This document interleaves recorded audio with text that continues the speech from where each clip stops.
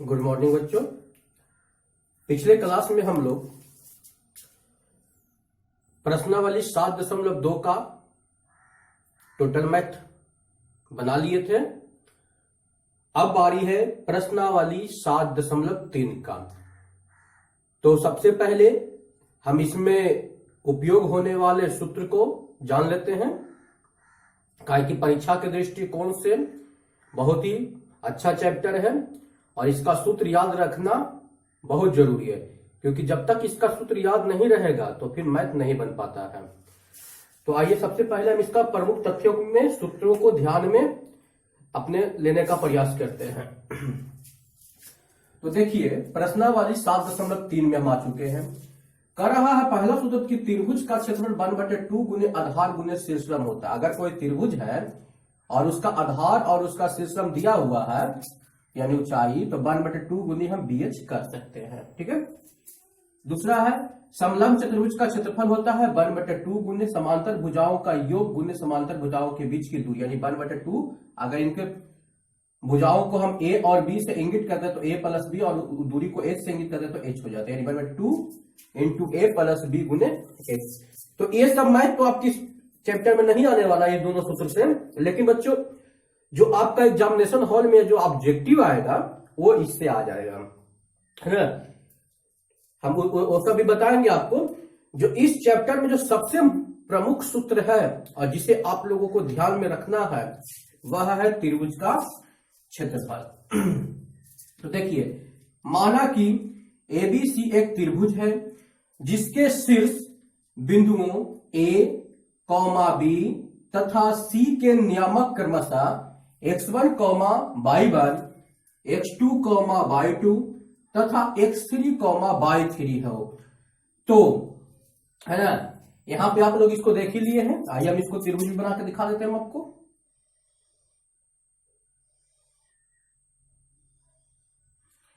अगर ये दिया हुआ A, B और C दिया हुआ है और इसका नियामक दिया हुआ है, नियामक कहिए, निर्देशांक कहिए या फिर शीर्ष कहिए, शीर्षांक कहिए, सब एक ही पर्यायवाची शब्द है। तो ये आपका दिया हुआ x, y, x1 y1, ये आपका हो जाएगा x2, y2 और ये आपका हो जाएगा x3, y3।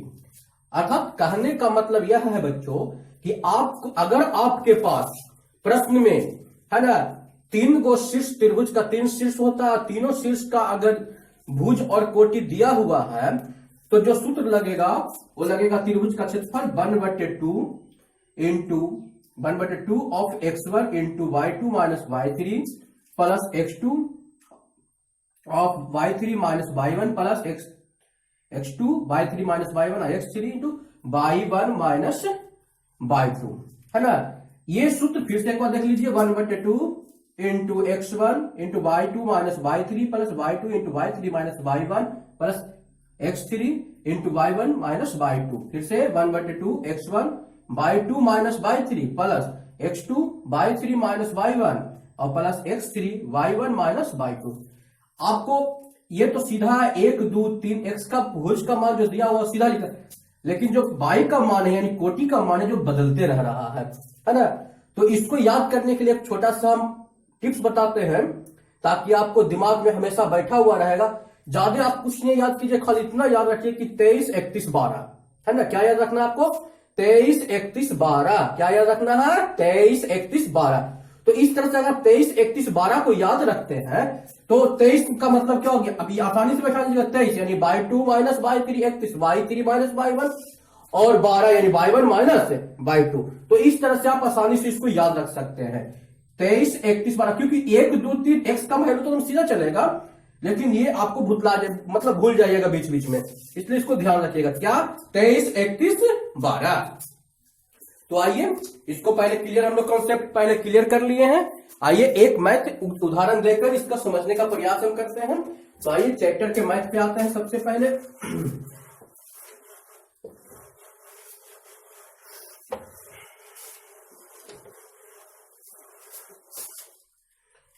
सबसे पहला क्वेश्चन चैप्टर का पहला जो आपका कह रहा है कि उस त्रिभुज का क्षेत्रफल ज्ञात कीजिए जिसके शीर्ष दिए हुए ना, त्रिभुज का क्षेत्रफल निकालने के लिए बच्चों कह रहा है, अभी बताया उसका कौन कॉन्सेप्ट। तो आइए देखते हैं, सबसे पहले यहाँ पे दिया हुआ x1 और y1 कितना दिया हुआ है, 3 दिया हुआ है ना। फिर हम x2 को ले लेंगे, x2 कितना दिया हुआ आपका -1 और y2 कितना आपको दिया हुआ है, 0 दिया हुआ है कि नहीं दिया हुआ है। फिर है आपका x3 कितना दिया हुआ है, 2, y3 कितना दिया हुआ है, -4 दिया हुआ है ना, ये देखिए दिया हुआ है, यानी x1 y1 x2 y2 x3 y3। तो ये त्रिभुज का शीर्ष दिया हुआ है। तो त्रिभुज का क्षेत्रफल हमको याद बताए थे ना, आपको क्या बताए थे, आपको याद आप लोग को याद हुआ कि नहीं हुआ अभी तक। त्रिभुज का क्षेत्रफल बराबर 1/2 इंटू x1, यहाँ पे क्या बताए थे, 23, याद है ना, क्या बताए थे, 23 का मतलब हुआ y2 माइनस y3 फिर प्लस x2, यहाँ पे क्या बताए थे बच्चों हम आपको, 31, यानी y3 माइनस y1 और प्लस x3, यहाँ पे क्या बताए थे हम आपको, 12, यानी y1 माइनस y2।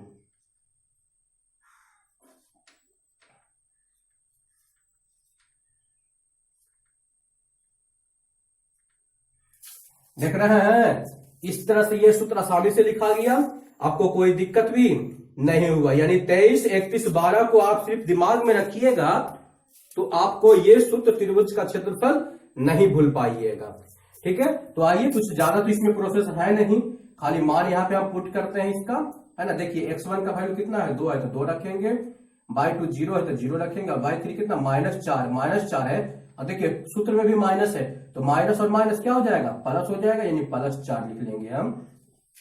x2 आपका कितना है, -1 है, तो जो भी माइनस में रहे उसको कोष्ठ में सीधा लीजिए आप।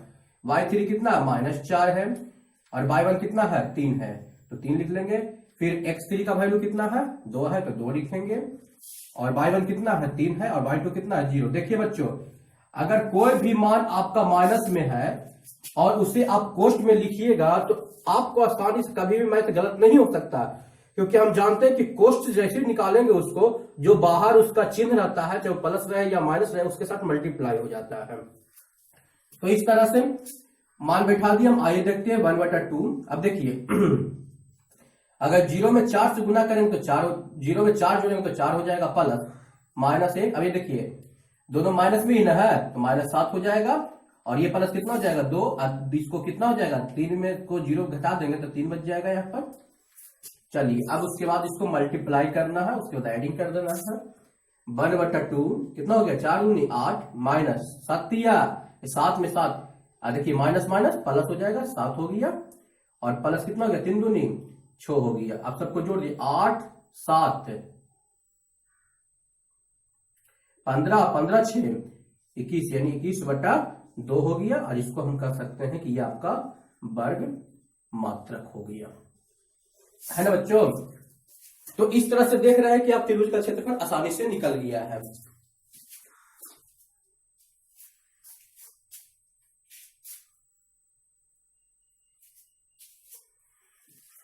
आपको किसी प्रकार का कोई दिक्कत नहीं है, फिर से एक बार इसको हम समझ लेते हैं। आइए देखते हैं। देखिए हमको तो पता ही है कि अगर ये मान दिया हुआ है तो ये x है, ये y है, तो इस प्रकार हम कह सकते हैं कि x1 y1 x2 y2 x3 y3। तो यहां पे हो गया, त्रिभुज का क्षेत्रफल होता है 1/2 into x1 into y2 minus y3 plus x2 into y3 minus y1 plus x3 into y1 minus y2 का। तो इस प्रकार हम इसको सूत्र ये रख दिए, और यहां से बारी बारी यहाँ पे मान इसका क्या किए हैं, पुट कर दिए। उसके बाद इसको सॉल्यूशन किए हैं, ये तो करने आता ही आप लोगों को, इसमें तो कोई दिक्कत है नहीं, ज्यादा बहुत भारी भयंकर कैलकुलेशन तो है नहीं कि नहीं सर हमको से होगा नहीं, है ना, और नहीं भी होगा तो क्या कीजिएगा, करना ही पड़ेगा, क्योंकि परीक्षा देना ना है आपको। तो इस तरह से हम इसको कैलकुलेशन कर लिए, तो करने के बाद हमारा कितना मिला, फाइनल जो रिजल्ट हमको आया है वो कितना आया, 21/2 वर्ग मात्रक आया। तो इस तरह से बच्चों त्रिभुज का क्षेत्रफल हम निकाल सकते हैं। तो आइए एक प्रश्न और करके हम देखते हैं, ठीक है।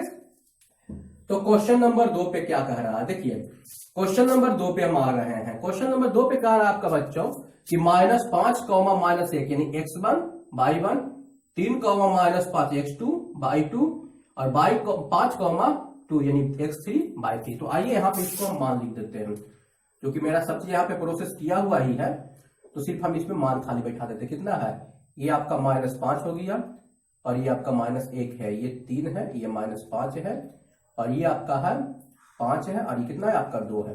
तो आइए इसमें तो सूत्र आपको लिखा हुआ है, ये है, इसी में तो खाली माने बैठाना, ज्यादा तो कुछ करना है नहीं। चलिए मान बैठा रहा है, x1 कितना है -5 है, और इंटू बाई 2 देखिए -5 है, और बाई 3 कितना है 2 है, तो 2 लिख देंगे, प्लस x2 कितना है 3 है, तो 3 लिख देंगे, और बाई 3 देखिए आपको 2 है 2, और बाई 1 कितना है माइनस, यहाँ भी माइनस यहाँ भी माइनस, तो प्लस हो गया। बाई 3 आपका -5 है, नहीं x3 आपका 5 है, तो 5 लिख लिया। बाई 1 कितना है -1, तो -1, और बाई 2 कितना है माइनस, देखिए यहाँ भी माइनस है ना, माइनस है कि नहीं है, तो माइनस माइनस क्या हो गया यहाँ पे प्लस हो गया। तो ये हो गया 1/2 -5, और दोनों के गुना करना है, क्योंकि माइनस है तो जुड़ जाएगा, तो -7 हो जाएगा, फिर प्लस 3 गुने 2 और 1 3 प्लस 5, और गुण देखिए घटेगा तो ये 4 हो गया। ठीक है, तो आइए 1/2 7 5 35, 3 3 9, प्लस 5 चौके 20, जोड़ दीजिए, 9 5 14, 2 3 5 और 1 6, और बटा 2 हो गया, कट गया, कितना से कटता है 32 दूनी 64, यानी कितना हम लिख सकते हैं इसको 32 वर्ग मात्रक।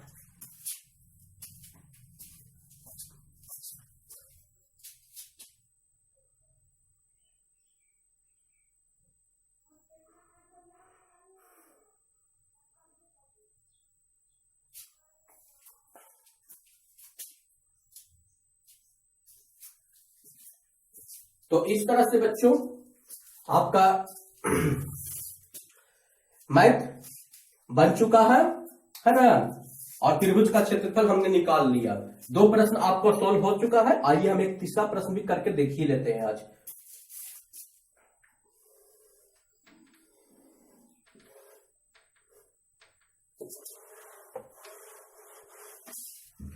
तीसरा प्रश्न में आपको दिया हुआ 1 -1 दिया हुआ है ना, फिर कितना दिया हुआ -4 6 दिया हुआ है, और -3 -5 दिया हुआ है। चलिए मान बैठा दीजिए, ज्यादा कुछ करना तो है नहीं।